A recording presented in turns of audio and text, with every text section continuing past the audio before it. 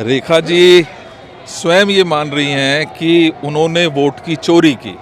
हमने लोकतंत्र को मजबूत किया था, हमने लोकतंत्र में विश्वास जताते हुए लोगों ने कांग्रेस को चुना था। लेकिन आज की जो सरकारें हैं वो लगातार जिस तरीके से माननीय रेखा जी ने स्वयं स्वीकारा, ऐसे ही एक दिन मोदी जी को भी स्वीकारना पड़ेगा कि हमने पिछले 11 साल में चोरी की। बिहार की इतनी बड़ी बैठक हुई, दिल्ली का भी माहौल देखा आपने, और दिल्ली में लगातार आप अध्यक्ष के पद पर आए तो बहुत ज़्यादा फॉरवर्ड में जो है कांग्रेस लड़ रही है। सवाल यह है कि क्या बिहार में भी वही सिचुएशन बनाने की तैयारी है या बिहार का सिचुएशन बन चुका है?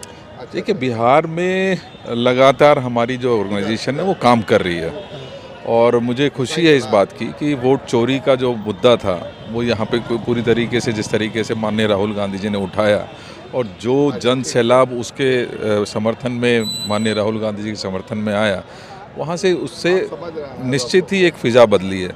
क्योंकि ये जो वोट चोरी है वो सिर्फ वोट की चोरी नहीं है, ये बिहार के लोगों के जो नौकरी है उसकी चोरी है, ये पिछड़े लोग जो हैं उनके हकों की चोरी है। और कहीं ना कहीं उस बात से लोग कनेक्ट कर रहे हैं।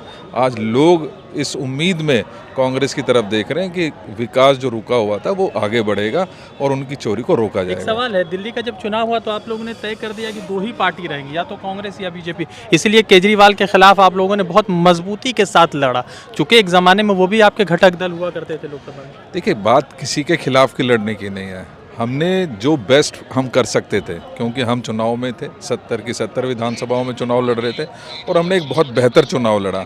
नतीजा जो आया वो हम सबके सामने है। हमें उम्मीदें बहुत ज़्यादा थी, लेकिन शायद उन उम्मीदों पे लोगों को हम ये विश्वास शायद नहीं दिला पाए कि हम सरकार बना पाएंगे, और कहीं ना कहीं उसकी वजह से हमें ये थोड़ा सा झटका ज़रूर लगा। लेकिन आने वाला समय निश्चित ही कांग्रेस का है। हम दोबारा से अपने ऑर्गेनाइजेशन को बिल्ड कर रहे हैं, उनके साथ लगे हुए हैं। रेखा गुप्ता कह रही है कि वोट आप लोगों ने 70 साल चुराया, इसलिए वो अब चुरा रही है। ये खुद जो रेखा जी हैं भाई, हाँ जल्दी, रेखा जी स्वयं ये मान रही हैं कि उन्होंने वोट की चोरी की।